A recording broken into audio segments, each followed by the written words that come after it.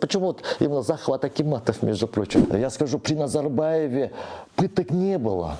Я не знаю, какие они эксперты, наверное, московские, да, эксперты могут только такое вот. Они вот Россия, и вот именно они живут в 20 веке. Если бы элита бы хотела бы сохранить и законсервировать назарбаевскую систему, это можно. Когда меняется хозяин, был хозяин Назарбаев, теперь другой хозяин, да, например, да, Путин, да и все.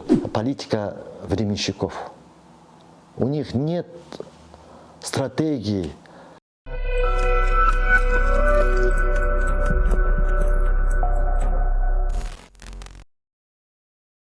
Я скажу, при Назарбаеве пыток не было. Вот не было. Вот меня, например, да сколько раз арестовывали, да, никогда не пытали, не избивали, да, короче, при Назарбаеве, при Токаеве, да. Еще до январских событий. Я почему это говорю? Потому что именно в декабре, когда меня арестовали, и уже в отношении меня были применены физические воздействия. Да, там и морально, психологические, физические воздействия. То есть этот режим был готов пытать. Она ждала только ситуацию, то есть готовность. И оно, в принципе, после январских событий показало, что массовые пытки. Это не единичные случаи. Куда я только не обращался, да, начиная от службы безопасности до Генеральной прокуратуры, ни одного ответа. Ничего. То есть это говорит о том, что не просто это, как бы сказать, это не издержки этой политической системы, это инструменты этой политической системы. Понимаете? Вот это вот меня очень серьезно пугает, потому что насилие всегда порождает насилие. Вот если они думают о том, что репрессивными методами могут они контролировать общество, да, это дает эффект, но оно дает очень кратковременный и до следующего вспышки. Но когда следующая вспышка произойдет, она будет более кровопролитнее, более агрессивная, чем до этого. Исходя из того, что я занимаюсь политической деятельностью, я вижу, куда страна катится. И в меру своей возможности, конечно же, пытаюсь не допустить этого. Какими способами? Пытаюсь хотя бы достучаться до властей, одним термином, о том, чтобы, говоря о том, что необходимо все-таки слушать людей, необходимо прислушиваться к общественному мнению. Понимаете, они живут в 20 веке до сих пор. До сих пор в 20 веке. 21 век, например, отличие от 20-го чем? Что неважно где, в Китае или в Америке, неважно здесь какая политическая система, да, демократическая или тоталитарная, самым главным элементом 21 века является массы, общественное мнение. И те, кто не учитывает общественное мнение, те политические системы падут. Например, китайцы, они очень серьезно, при всем том, что они являются так коммунистическим, там, тоталитарным, ну, как авторитарный жесткий режим, они очень четко реагируют на изменения общественного мнения. И точно, в европейских, где в странах демократии, это есть как фундамент развития, когда общественное мнение формируется. Вот именно неучет общественного мнения, да, власть имущими Казахстана, говорит о том, что они вообще живут технологиями 20 века. Что они даже в политологическом, да, у них, я не знаю, какие они эксперты, наверное, московские, да, эксперты могут только такое вот. Они вот Россия, и вот именно они живут в 20 веке, да, и технологии, которые используются, политтехнологии, я имею в виду, тоже 20 века. И поэтому, а это, знаете, как бы сказать, при всей своей определенной эффективности в прошлом веке, оно не работает в нынешнем, и поэтому оно не будет работать, это однозначно, при всем том, что она когда-то была, может быть, работала. И не учитывая общественное мнение, она, пытаясь вот добиться того, что власть слушала своих людей, шла навстречу. Я им говорю, не обязательно полностью, да, как бы, я понимаю, что вы не можете полностью там принять, да, требования общества. Вы должны показать тенденцию, что вы идете навстречу. То есть процесс сближения должен быть власти и общества в системе ожидания. Ну и также одновременно я работаю с обществом, так как именно, опять же, пытаясь в определенном смысле организовать, да, это общество. Почему? Потому что именно если беспорядки, кровопролитие, да, всякие провокации происходят именно в неорганизованных, да, в таких обществах, когда нет структуры. В организованных же там более люди умеют контролировать дальнейший ход, и есть возможность недопущения каких-то обострений. Вот на примере даже кантаровских событий, да, заметьте, на Западе, где люди уже давно протестуют, которые уже выходили организованно, все у них было четко устроено, например, порядок, да, как бы сказать, вот этих вот публичных мероприятий. Были попытки провокации, да, короче, но оно не закончилось, да, беспорядками, мародерствами и тому подобными, да. А там, я говорю именно, это неважно в Алмате, например, да, и в Астане бы, если бы произошло, бы оно точно так же, как и в Алмате бы закончилось бы. Почему? Потому что как и в Алмате, так и в Астане, как и в других регионах нет таких организаций, групп людей, либо лидеров, да, образно говоря, которые могут организовать вот такой общенациональный протест, вести ее в цивилизованном форме. Нет таких людей. Есть два вида конкретики. Давайте будем говорить о двух. О том, что, например, власти, да, со стороны элиты. Если бы элита хотела бы сохранить и законсервировать назарбаевскую систему, это можно. Я не говорю, что это нельзя. Можно. Но для этого необходимы колоссальные финансовые вложения в социальную сферу. То есть это не 1 миллиард долларов нужен. Это сотни миллиардов долларов. Если вот сотни миллиардов долларов, да, будут вложены, да, в социальную сферу, в систему образования, в систему медицины, да, вот так, то да, в принципе, людям что-то нужно. Что нужно? Людям жить, чтобы прежде всего они живут холодильником или желудком. И если обеспечить им вот это вот, решить вопрос холодильника, то в принципе они могут договориться сами, вот эта вот процедура, они должны договориться сами, да, какую-то политическую там систему, например, да, и вложить огромные деньги в социальную сферу, и тогда, да, мы можем, да, как бы сказать, лет еще 20-30, опять же, пока не придет к завершению вот этой вот системы, тогда уже будем он называться, наверное, будет какая-то такаевская, бальдемеевская, да, система, да, да. Вот это, пока она не завершится. Но я даже не вижу вот этого. Они не готовы вкладывать наворованные миллиарды для своей стабильности здесь.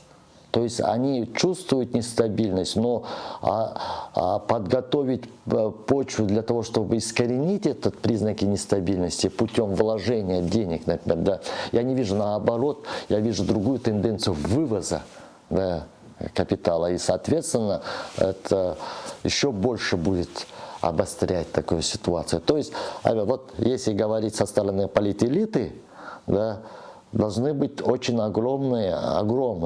Я вот специально, потому что то, что они называют социальной поддержкой, создание вот этого фонда для народа, это мизер по сравнению с теми потребностями, да, которые необходимы обществу.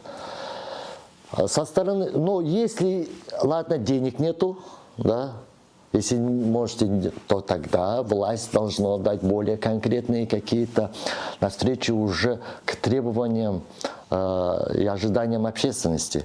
Чего же хочет общественность? Общественность хочет участвовать в принятии управления государством различными способами.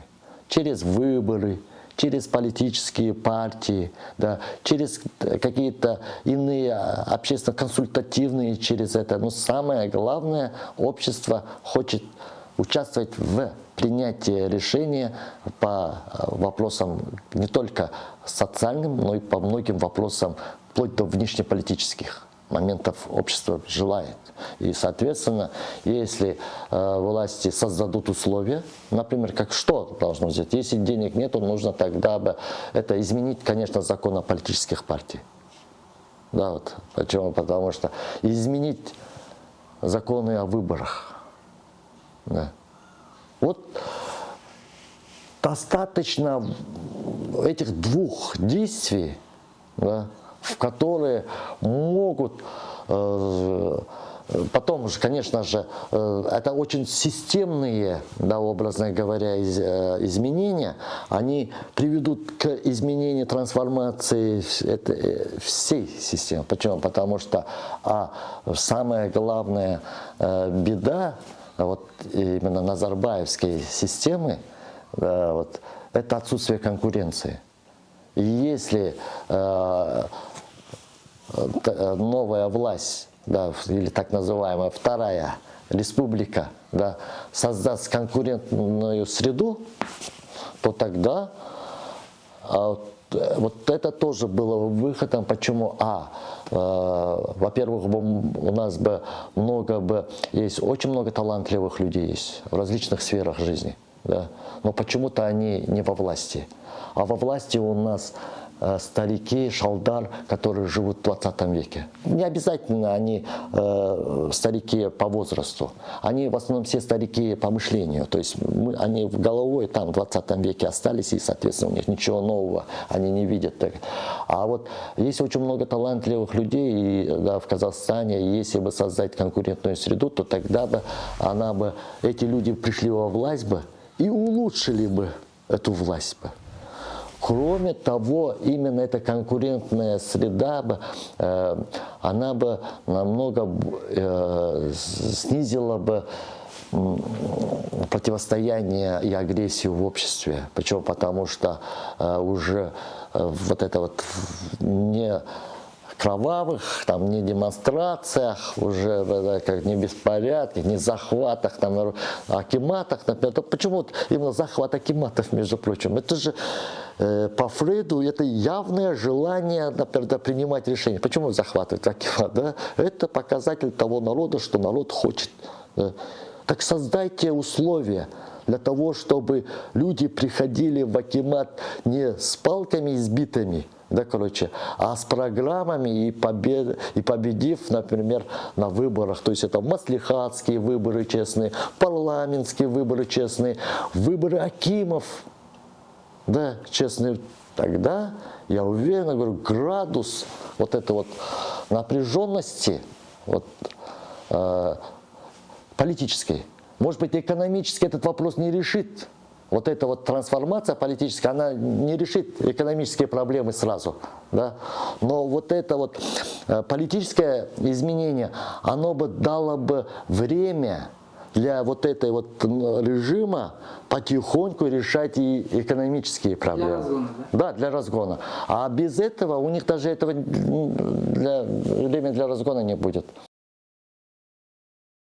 Я вот не зря говорю о том, что человек, который мыслит по-старому, он ничего нового не может внести.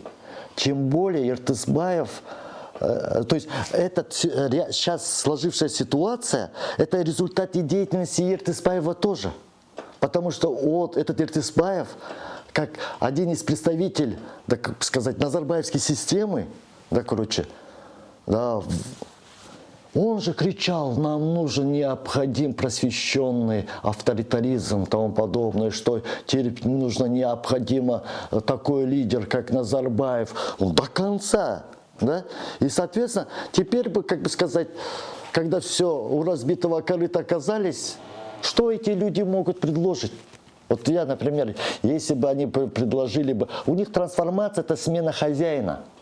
Вот это вот для них, вот что понимают они трансформация, это когда меняется хозяин. Был хозяин Назарбаев, теперь другой хозяин, да, например, да, Путин, да, и все. Потому что они даже вот это КМПК, да, вот эти вот, они явно пророссийская. Да, короче, партия, вот если всех ныне действующих политических партий взять, начиная от Аманата и заканчивая УСДП, вот среди них вот эти вот бывшие коммунисты, это явная пророссийская партия. Да. Они и 9 мая колорадскими этими, да, ходят. Именно эта партия, да, красные флаги, о восстановлении Советского Союза, они вот это мечтают там это. И поэтому именно хозяином этой партии, образно говоря, этой трансформации, уже не будет Токаев. Да. Это хозяином этой партии уже не будет там, как в свое время руководство КНБ в виде Масимова, да, который эту партию финансировал, это кто-то из кого из партии состояла. Да. Сейчас я боюсь, что она будет проводником именно той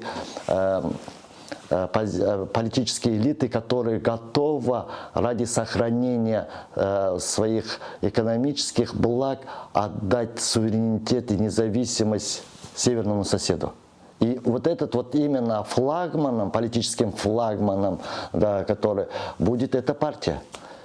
И не зря они говорят о том, что они хотят стать правящей партией. Потому что вот если следовать по сценарию, если, например, когда российские войска придут сюда миротворцами, когда, в кавычках, миротворцами, да, и когда они будут устанавливать свой порядок, да, то тогда уже, да, не партия Аманат, например, не партия УЛ, не партия там Акжол может стать правящей, а именно вот эти вот пророссийские, да, народные коммунисты, они вот могут стать этой правящей партией.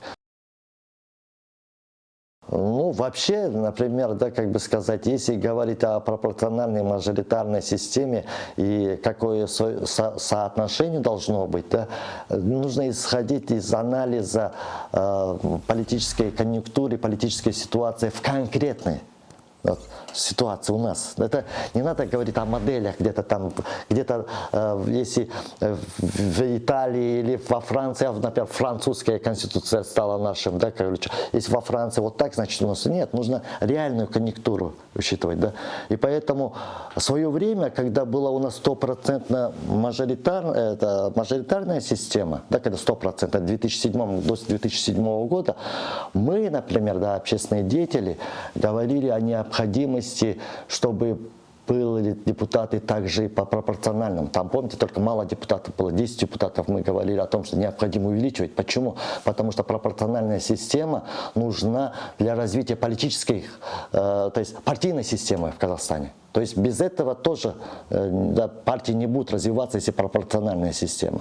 Но потом, когда в 2007 году за один день, да, произошел конституционный переворот, да, я это называю конституционным переворотом, почему? Потому что именно тогда Назарбаев через парламент осуществил конституционные изменения, да, вроде которого было уже наоборот 100%, да, короче, пропорциональное. То есть, исходя из того, что уже мы с одной крайности, да, бросаемся в другую крайность. Хотя, по идее, должно быть именно эволюционное развитие.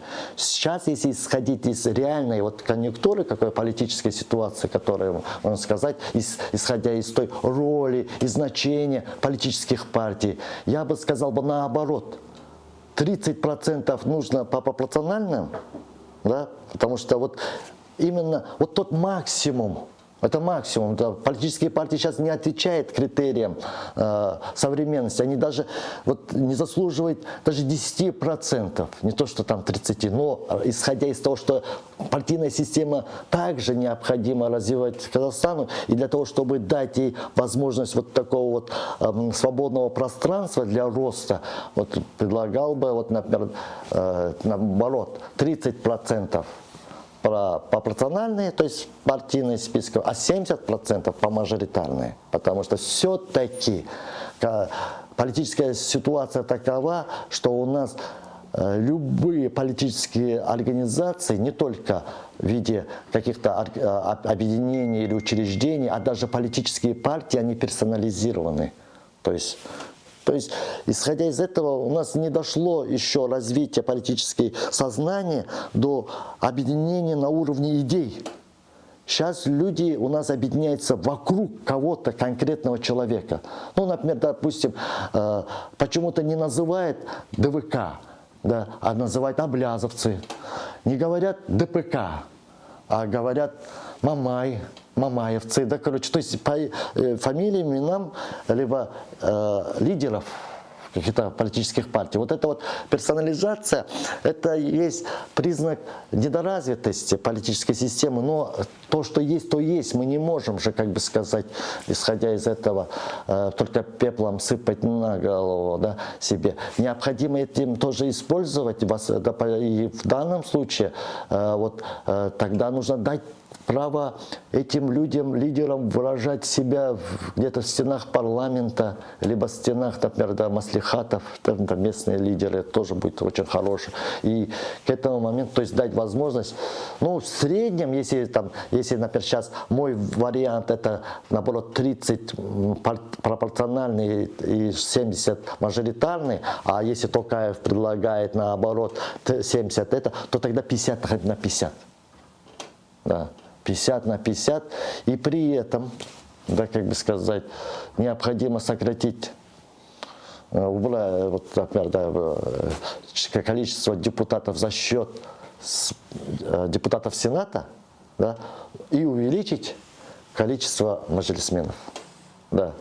Хотя кто-то говорит о том, что у нас и так много на соотношение, там, 1000 человек, у нас и так отношение депутатов много, да. Ну, это, конечно же, сейчас, когда смотришь на нынешних депутатов, на нынешний парламент, охота вообще, чтобы их вообще не было. Но при этом же и были бы изменения в законах о политических партиях, да, то тогда бы можно было бы еще надеяться. А сейчас, например, не регистрируют ни ДПК, да, ни ЛТРГ, ни наше право. Там я могу, вот то, что, которое я знаю, да, которых партии не зарегистрированы, Алаш, да, короче, ой, Мадинет, там еще там, Табигат какой-то партию тоже пытались, экологическую тоже. Это столько у нас незарегистрированных политических партий, да, и при этом есть 2-3 партии ручные, и вокруг которого они пытаются вот поделить вот эти вот мандаты депутатов, это все равно негативно отражается и будет отражаться, да, не только на самом парламенте, оно будет отражаться и в качестве жизни всего населения, всего Казахстана. Вот ситуация из-за этого тоже.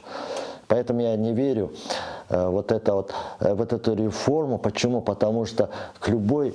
Вот почему я называю... Почему я не доверяю? Да? Потому что любые действия должны носить системный характер. Пусть они будут даже малые, но этот малый шаг, если будет в системе других таких каких-то шагов, да, тогда бы я бы сказал бы, можно, если я знаю, что сегодня произойдет так, потом так, и что это последовательности приведет к тому-то, мы готовы ждать. Да, как говорится, что власти же говорят, же сразу невозможно это.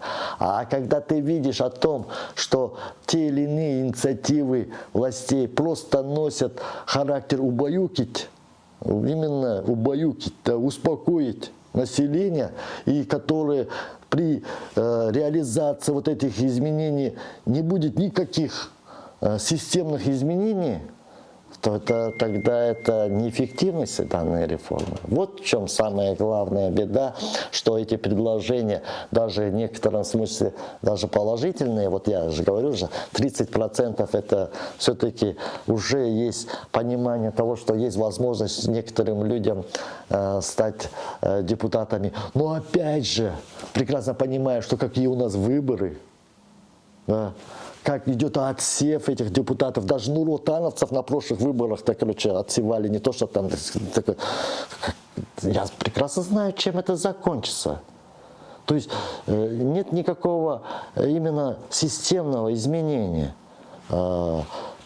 Поэтому все эти шаги я называю профанацией. профанация, и вообще, который является, с одной стороны, убаюкать население, успокоить ее, а с другой стороны, именно это политика временщиков. У них нет стратегии, не то, что там на лет, как Зеленский сказал же вот недавно, говорит, президент страны должен иметь стратегическое мышление, что будет через 100 лет. Это Зеленский говорит. Вот такое, тогда вот этого человека можно назвать президентом. Если я не ошибаюсь, только этот Назарбаев на 30 лет стратегию дописал, то у этих даже на год стратегии нет. То есть нынешнюю власть я могу назвать власть временщиков. И это очень опасно. Исходя опасность, оно именно не в плане демократии, не в плане прав человека. У нас нет и не было демократии, у нас нет, как и не было прав человека. Но у нас есть хотя бы формальные признаки независимости и суверенитета. А вот именно вот эти вот идеология временщиков, да, которые не могут продумать о том, что будет даже через год, именно эти люди, возможно, эти политики и лишат это даже формальный суверенитет, и это формальная наша независимость. Вот в чем беда для нашего общества.